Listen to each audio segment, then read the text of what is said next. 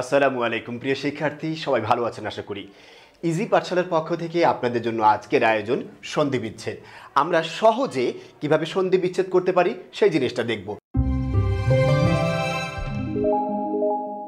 একটু খেয়াল করুন, এখানে আমি লিখেছি শব্দের মাঝে রেফ থাকলে এই রেফটা যে আছে রেফটাকে আপনি বিসর্গ করে দিবেন। তবে শর্ত একটা, সেটা হচ্ছে রেফের পরবর্তী অংশ স্পষ্ট বা ক্লিয়ার অর্থ দিবেন। খেয়াল করুন কিভাবে। আমি এখানে একটা শব্দ লিখেছি দুর্নাম। এই যে দুর্নাম শব্দটা লিখলাম, এর মাঝে রেফ আছে কিনা? অবশ্যই আছে। এবার আপনি বলুন তো, রেফের পরে এই যে শব্দটা আছে সেটা কি শব্দ? নাম। তাহলে নাম একটা স্পষ্ট অর্থবহুল শব্দ কিনা? অবশ্যই একটা স্পষ্ট অর্থবহুল শব্দ। তাই রেফটা যে আছে এর পরিবর্তে আমরা কি দিলাম? দয় রসুকার বিসর্গ, আর এখানে নাম যেটা আছে এটাকে আলাদা করলাম। তাহলে আমরা কি পেলাম? দুর্নাম সমান সমান দু বিসর্গ যোগ নাম। সবাই ক্লিয়ার বিষয়টা? এরপর এটা খেয়াল করুন তো, এখানে আমরা দেখতে পাচ্ছি রেফ আছে শব্দের মাঝে, আর রেফের পরের অংশ কি আছে? গতি। আর গতি একটা স্পষ্ট শব্দবহুল অর্থবহুল শব্দ।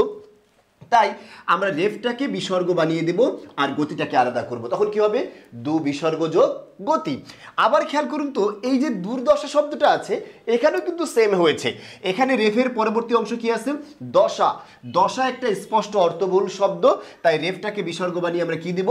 দু বিসর্গ যোগ দশা। এখানে একই রকম আছে কি? নির্বাণ। রেফ আছে, রেফের পরবর্তী অংশ কি? বান। আর বান একটা স্পষ্ট অর্থবহুল শব্দ, তাই আমরা বানটাকে আলাদা করব, রেফটাকে বিসর্গ বানাবো এবং শব্দটা কি হবে বিচ্ছেদ করলে? নি বিসর্গ যোগ বান। আবার খেয়াল করুন, নির্ধারণ। ধারণ একটা স্পষ্ট অর্থবহুল শব্দ, তাই রেফটাকে বিসর্গ বানিয়ে আমরা শব্দটাকে বিচ্ছেদ কি করব?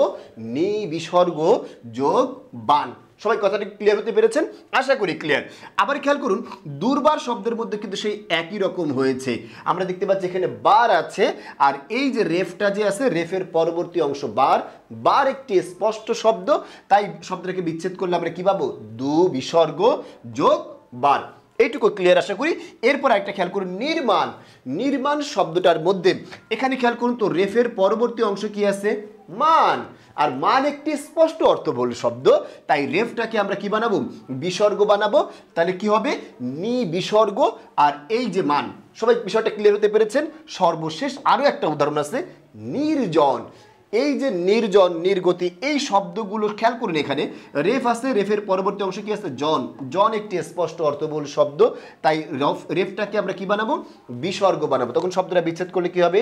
নি বিসর্গ যোগ বান। আশা করি এভাবে আপনি সহজে বিভিন্ন কম্পিটিটিভ এক্সামে আসা প্রশ্ন সন্ধি থেকে এই উদাহরণগুলো সবচেয়ে বেশি এসেছে এবং আপনি সহজে বিষয়গুলো সমাধান করতে পারবেন। সবাইকে অনেক অনেক ধন্যবাদ ইজি পাঠশালার পক্ষ থেকে। আশা করি পরবর্তী ক্লাস দেখা হবে। সে পর্যন্ত সবাই সুস্থ থাকবেন, ভালো থাকবেন। আসসালামু আলাইকুম।